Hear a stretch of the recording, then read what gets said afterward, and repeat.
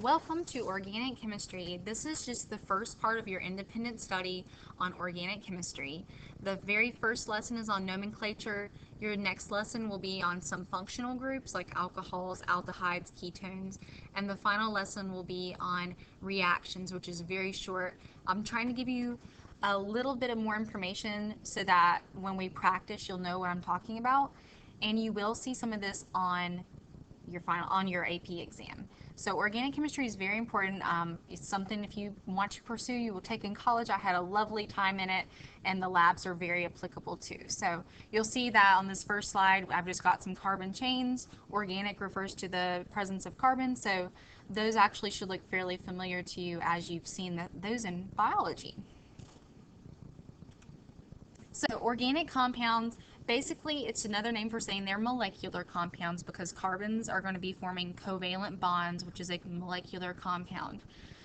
Because of their complex nature, they have low melting points pretty much all the time. They also have low boiling points. And then you'll also see that their solubility is only in organic solvents because like dissolves like. So these are nonpolar most of the time. So nonpolar dissolves nonpolar, and these will not dissolve in water. So water is polar. Therefore, opposites do not want to dissolve one another. On the AP exam, you absolutely have to know organic compounds are molecular because molecular compounds have very, very specific properties. So they might ask you about intermolecular forces or IMFs. They might ask you about bonding. They might ask you just about melting points because molecular compounds have lower melting points than ionic compounds. A couple of other things that we'll get into a little bit later are organic reactions are usually slower and they have low yield production. And it's mainly because there's so many side reactions. A lot of things will react with organic compounds. So you may want reaction A to be performed, but reaction B, C, and D are just side reactions that are performed. So it takes away from reaction A that you want to happen, which is why the percent yield, or there's just a low yield of product. So there's a lot of competing reactions trying to occur at the same time. We'll talk about that more later. Whenever you see formulas, you're going to see a variety of formulas. So the first type of formula you will see are molecular, and they are only going to show the atoms in that compound. For example, in ethanol, there are carbons, hydrogens, and oxygens. It's going to tell you how many of each of those atoms, but it doesn't really tell you anything about bonds, about structure. It's the minimal amount of information, bare minimum. And another way that you might see ethanol written versus C2H6O is you might see C2H5OH because ethanol is an alcohol and OH represents an alcohol group. And that'll be in part 2 of this, but I just wanted to let you know that now. So versus the molecular, which is the bare minimum, you will get the totally opposite of that as well. You might see the structural formula. So the structural formula tells you the structure. It shows you how is that carbon bonded to that hydrogen, or how is that carbon bonded to that oxygen. And so for ethanol, you'll actually see that this is telling you everything, every single attachment, every single bond. And like I told you, there is an OH because it's an alcohol. And so this is the same thing as C2H5OH. It's just showing you everything you possibly need to know about that compound. In between those two extremes, you've got your condensed structural formula. So it's going to tell you a little bit about bonding. It's going to show you where the carbons may attach to hydrogens, but it doesn't show it to you. You have to kind of make that inference from how these letters are strung out here. So it's not specifically showing you the bonds, but it's going to show you the connections. You should be able to write out the structural formula from this condensed formula. So you should be able to write this carbon right here has 3 H's on it. And then the next carbon is here, and it has 2 H's on it. And then on the end, there's an OH. Now I'm not going to write down the lone pair here, but you should know they're here. And you could easily count up all the valence electrons and draw that whole thing out. But this sequence here shows you the sequence here. So when we want to compare and contrast, you'll see that you've got your molecular, structural, and condensed. Everything correlates with one another. So if we start with the condensed one, you've got your N group here, which is your N group here, C with 3 H's. You've got a C with 2 H's. You've got an OH. You've got an OH. And then all of these atoms are also shown in just the molecular formula above. So you should be able to convert between each of those as needed. So some terms that you absolutely have to be familiar with are the words hydrocarbon and substituent. We'll talk about saturated and unsaturated fats in part 2. But hydrocarbons are just compounds that consist only of carbons and hydrogens. So carbons and hydrogens, which makes sense because they're carbons and hydrogens. And that's what you eat in fats, especially. So a lot of fats are just carbon, hydrogens, and chains. Substituents are just attachments. They're things that are being attached to that hydrocarbon chain. They're atoms or groups of atoms attached to the main carbon chain. So to the main carbon chain. And those are going to be really important because they create some different characteristic of that hydrocarbon. So we'll talk about the substituents more in a minute, but we have to name them and we have to know where they are on that hydrocarbon chain. If there are no substituents, if there are no attachments to that main carbon chain, then we only have H's. We only have hydrogens attached to that hydrocarbon main chain. One very, very important part that I know everyone already knows, but carbon loves to have 4 bonds. It makes 4 bonds. You absolutely have to know that. And it makes sense because carbon is in the 4th group, so it's got 4 valence electrons. Happy atoms have 8 or octet, following the octet rule, so it wants 4 more. So wanting 4 more valence electrons means it's going to make 4 bonds. And you can easily see that on the periodic table. So there are going to be 4 things that are going to be attached to any carbon possible. This next slide is going to be a little bit more in depth. You've probably heard these terms before, but whenever we talk about organic compounds, we have to refer to things in the organic prefixes. So whenever I talk about the organic prefixes, they are not the same of the basic molecular prefixes that we normally use. So if I want to tell you that there is 1 carbon present, then it'll say meth. Oops, sorry about that. Meth like methanol. Methanol has 1 carbon present. If I want to tell you there are 2 carbons present, I'll say eth. Maybe like ethylene or ethanol. That means there's 2 carbons present. 3 is prop. So this is one that you may not have heard before. Propanol, or maybe you have, maybe propane gas, like maybe the gas you have at home. But is representing 4 carbons. Butene lighters. If you were in one of my chemistry classes, we played with lighters and had butene lighters out, and that's the organic compound there. 5 is pent. That's easy. Pentagon. 5. 6 is hex. So these are getting to be your normal ones. 7 hep. 8 oc. 9 non. 10 dec. Now you're going to see there are no days on the end of these. So it's not penta, hexa, hepta. It's not no 8s because those are only the molecular ones. And the reason we don't add that little suffix to that is because we have some different suffixes we'll be adding to our organic compounds. You absolutely have to memorize these. You have to know them. You have no choice. So please start to memorize some of those ones you are unfamiliar with.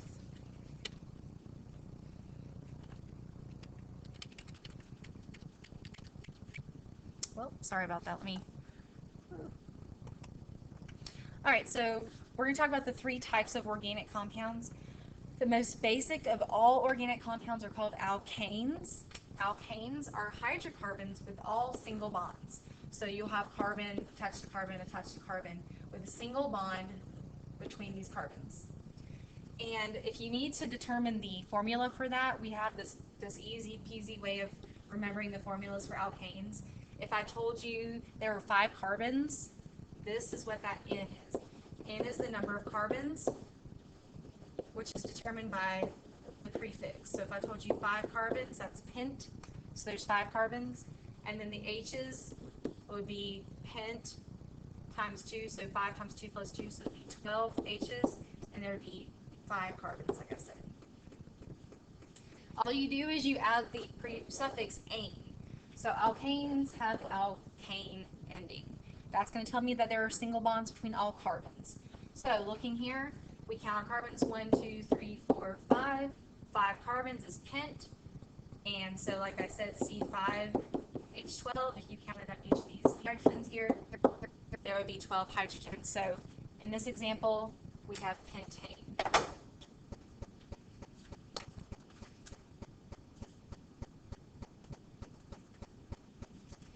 Second type of bonds are going to be the double bonds. So we've got compounds, organic compounds with double bonds.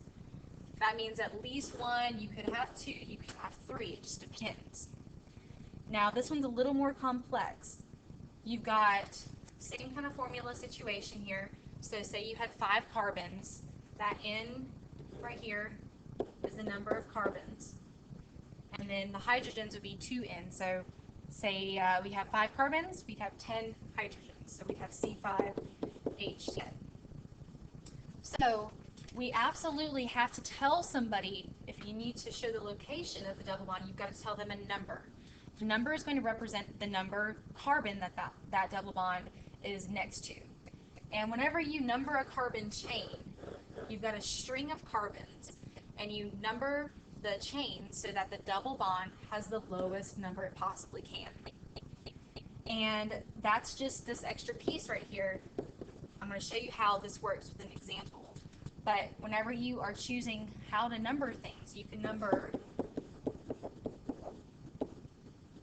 from the left or from the right. So say you want to number this carbon chain, you're going to number either 1, 2, 3, 4, 5, or 1, 2, 3, 4, 5. Which way gives you the lowest number on that double bond?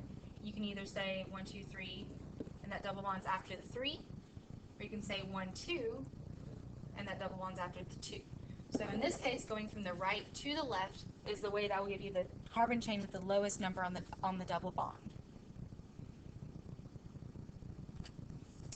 So using this example here, let's walk through this again.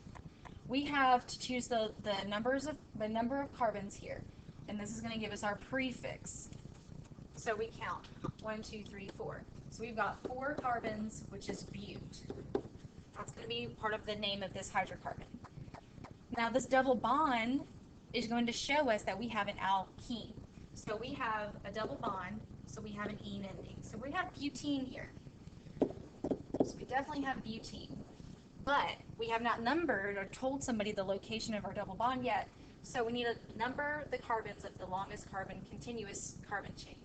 So we can number from left, 1, 2, 3, 4, and the carbon is after number 1. Or we can number 1, 2, 3, 4, and the carbon is after number 3. It's going to be the first one because the lower number of 1 and 3 is obviously 1. So we number this 1-butene, or 1-butene.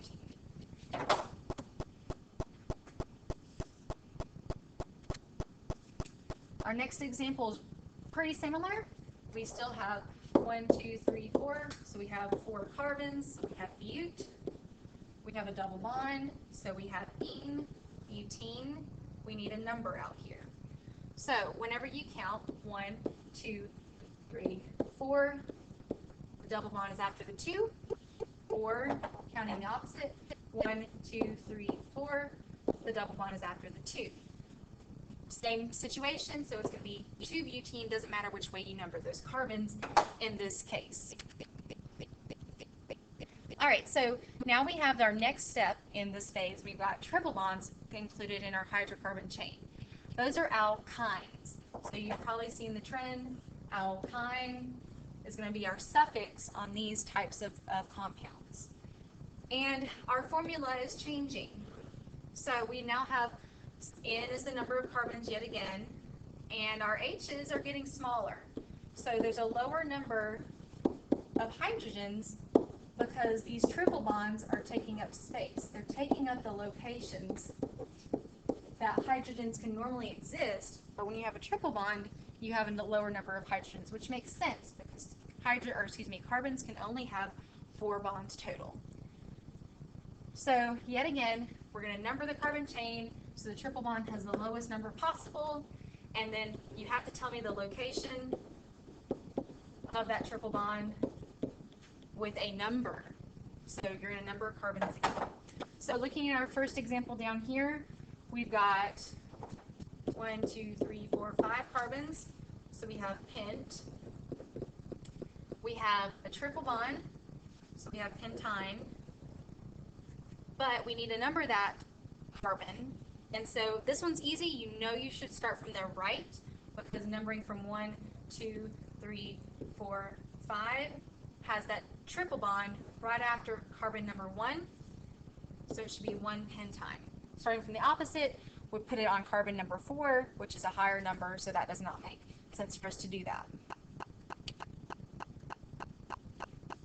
Whenever we talk about hydrocarbons, we can't only talk about those ones with just a straight chain of carbons. We have to talk about ones that have some stuff hanging off of it. So we have branched hydrocarbons sometimes. And we always count so that we have the use of the longest continuous chain of carbons. So even if it's branched off the side, we want to count the carbons that exist the whole way. It's okay if it's branched. And that's going to be the stem. That's going to be the number of carbons. That's going to be the prefix we use.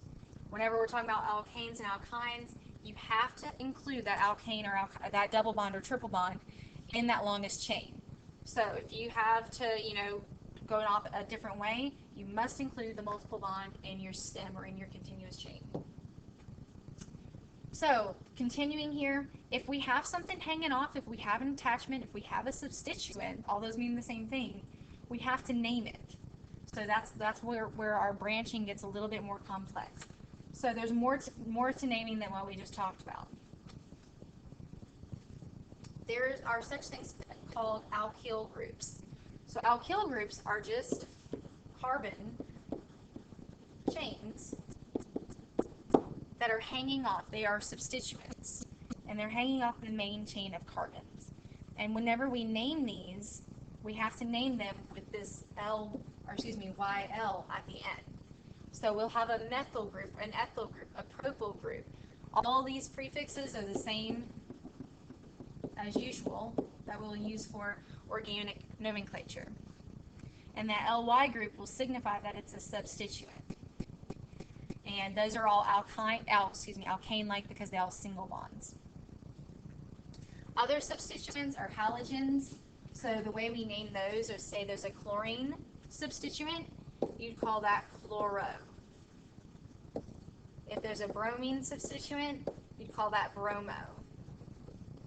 And that's just, instead of using the YL ending, you use bromo or chloro.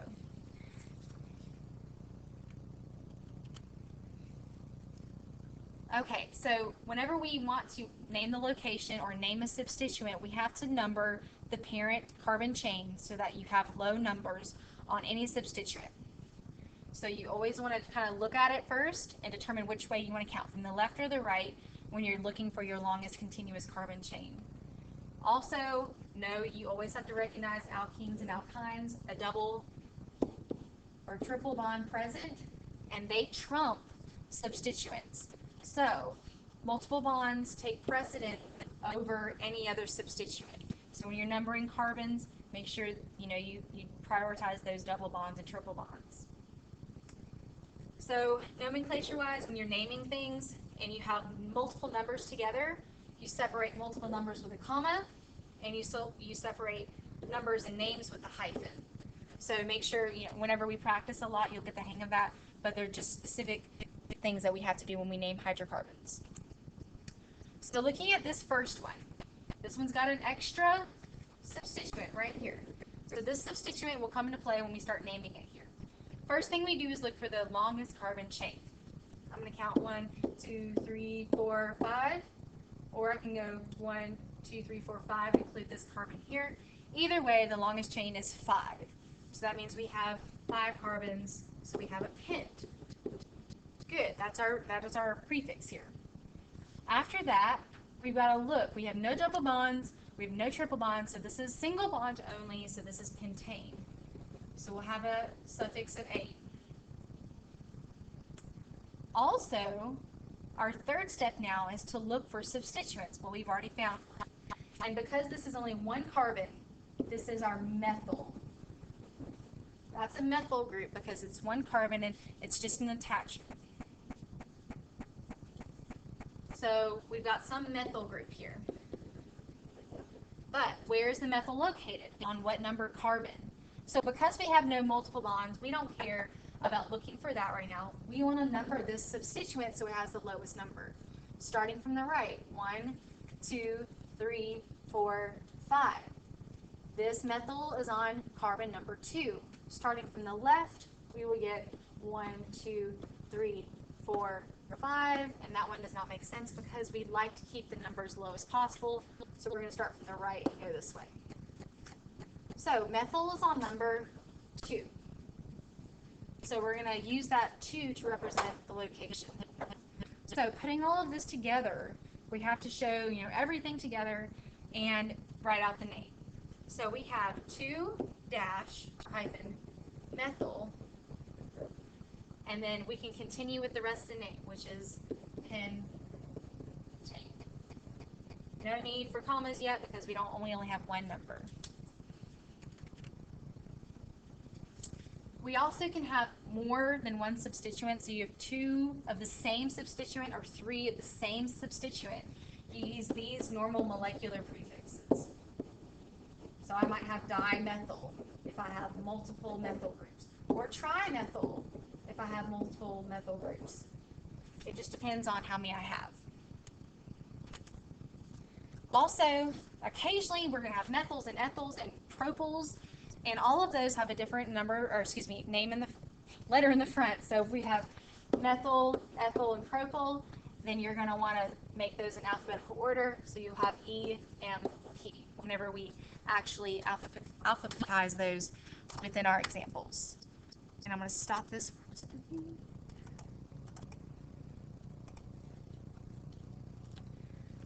The last thing on this slide is just to recognize that whenever you alphabetize, do not worry about recording the prefixes like di or tri.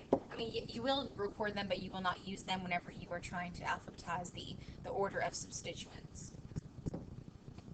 So this is almost the same example as we had last time. You'll see, though, that we now have an extra methyl group or an extra substituent. So, same as normal, we look at the carbon chain, we look for the longest continual chain of carbons, and you'll see we have 1, 2, 3, 4, 5. If you count it a different way, 1, 2, 3, 4, nope, 3, 4, 5. Pretty much the same thing, because on the end, a methyl group, maybe here, or a methyl group here, it doesn't matter, because it's on the end of the chain, it's going to have the same number, either way you count. So that's why these are variable in how some people will sometimes count their carbon chains. So looking at this, we said we had 5 carbons. So yet again, we have pent as our prefix for our stem name of carbons. Then we look, we have no double or triple bonds, so we have the suffix ane. So this is a pentane. We just need to figure out the extra naming here with the substituents. So the next thing you need to do is look at which way, counting from left to right, would give those substituents the lowest number of carbons. So 1, 2, 3, 4, 5 will give you substituents on numbers 3 and 4. Counting from the other way, 1, 2, 3, 4, 5 will give you substituents on number 2 and 3. Well, that second set of numbers is lower, so we're going to count from the right. We're going to count from the right and go to the left. So we now have 2 methyl groups on 2 and 3. So 2 methyl groups is dimethyl, because that says I have 2 of them. And I need to have 2 numbers in front of dimethyl. So whatever your number of methyls, you have that many numbers. So you represent that there's a methyl on 2 and 3, on carbon number 2 and 3. Putting all of that together, you'll get 2,3 dimethyl pentane. And that's going to show us that we have 2 substituents on here.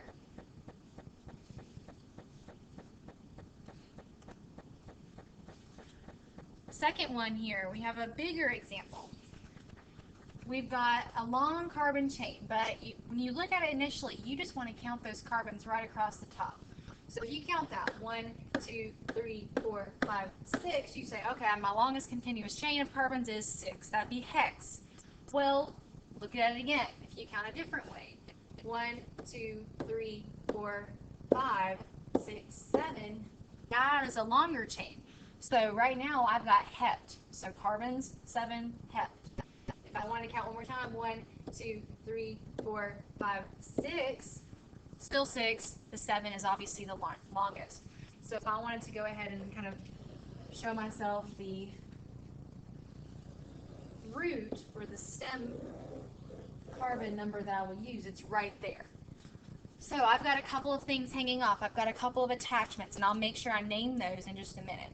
So there is a very specific number I have at 7. Please don't overlook that. It gets a little tricky when you have multiple branches. So 7 is hept. And I don't see any double bonds or triple bonds.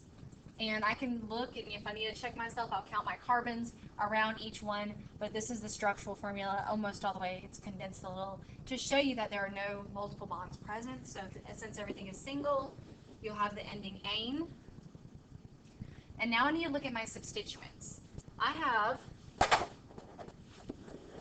a methyl because there's 1 carbon, so that's a methyl. I have another methyl, and I have something bigger than a methyl. Since I have 2 carbons, I use the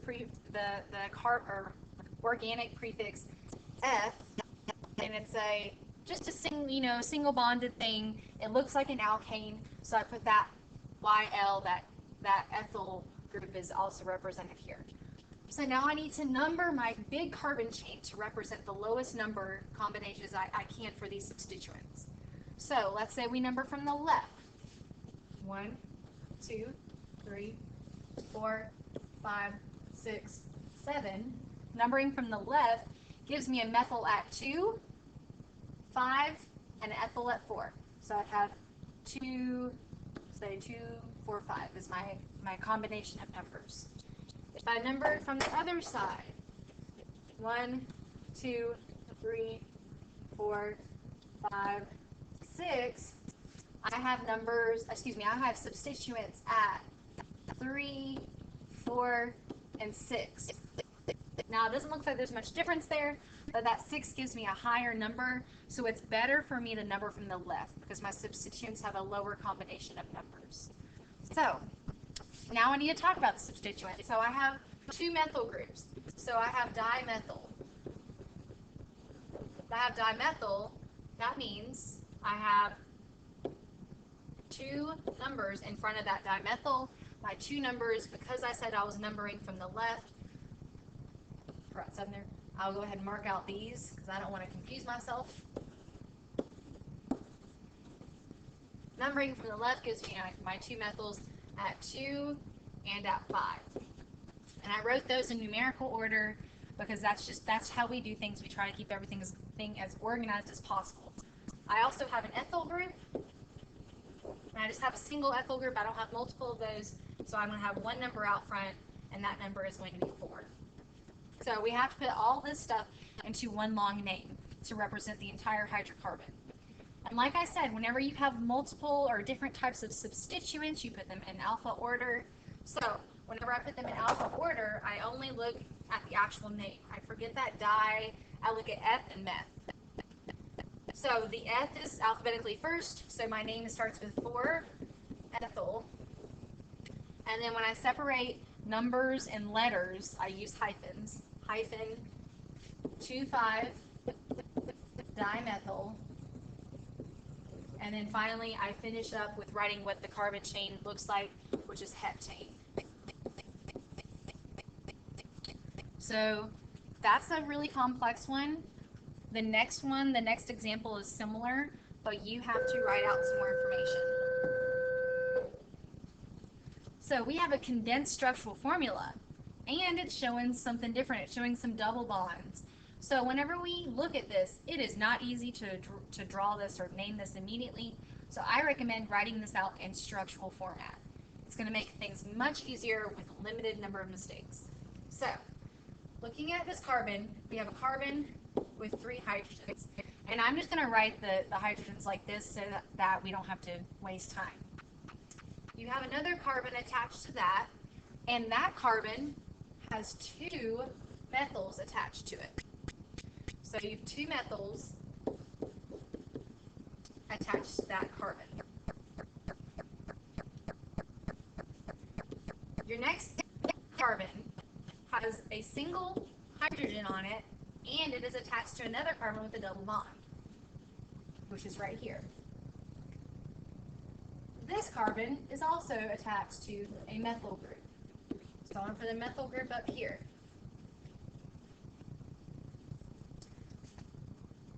This carbon is attached to another carbon, which has 2 hydrogens, and another carbon with 3 hydrogens. So you should be able to look at the condensed to go to the structural. And now we can name. So we have to recognize that we've got a lot going on here, and we need to go ahead and find the longest carbon chain first. So 1, 2, 3, 4, 5, 6. That's 1, that's 6. That looks pretty good, but let's just double check. 1, 2, 3, 4, 5. Nope. And opposite 1, 2, 3, 4, 5, 6, or upward 6. It's 6 is the longest, so that's going to be our chain there. So hex is going to be in our name someplace. This one's different because they're not just single bonds. Now we have a double bond. The suffix that represents a double bond is "ene," so we're going to have an "ene" in here. But we also need to know the location of that double bond. Where is that double bond going to fall in the carbon chain? So we need to look at this in number. Knowing that the double bond takes precedent over any substituent, let's go ahead and prioritize that in number so that it has the lowest number. So I can number 1, 2, 3, 4, 5, 6, and that double bond comes right after carbon number 3, so it's 3. And if I number the opposite way, 1, 2, 3, it's the same number, so here we're in good shape. But let's just double check. I started from the left because I saw those methyls there as well. So those methyls are both on carbon number 2. We have another methyl on carbon number 4. If we numbered the opposite way, we would have 1 methyl on carbon number 3 and 2 methyls on carbon number 5. That's the option we do not want. We want the option that's on the board, which is we have 2 methyls at 2 and 1 at number 4. Now all of these are methyls, they're all the same name, so now we have 3 methyls total, and those 3 methyls will be tri with 3 numbers, and I didn't leave myself enough space, so we've got 3 numbers that'll go in front here, represented by, or divided by commas. So we've got 2, 2, 4. Yes, you have to write 2 twice because that's representing that you have 2 separate methyl groups on the same carbon. So I think we are good. We need to put this name together. Do not forget that you have to somehow show me that there's a double bond on carbon number 3. So we always name the substituents first. So we put 2, 2, 4, trimethyl. And then go ahead and name the carbon chain, which is hex. Oops, actually, don't want to make a mistake there. We've got to name the carbon chain but represent its double bond in there as well. So -3 hexene. And that 3 is representing the double bond of the hexene where it lies in the carbon chain. That one was a doozy. Don't forget that if you have 3 substituents, you will have 3 numbers.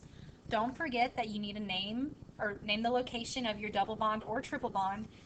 Alkanes are easier because they have single bonds and you don't have to include this number. This is one thing that a lot of people will forget. So don't forget that. The last thing here are some examples that I need you to try. Now, you can take your time, but this is something that you'll be asked to do on Unit 1 test. So you'll have an organic section, organic nomenclature. So I will post the answers to these in a little video on a separate, online, but in a separate video. And some of these are structural, some of these are condensed. So don't forget to write them out. If you have any questions, come to tutoring and we can work on stuff together, or you can watch the video and check yourself.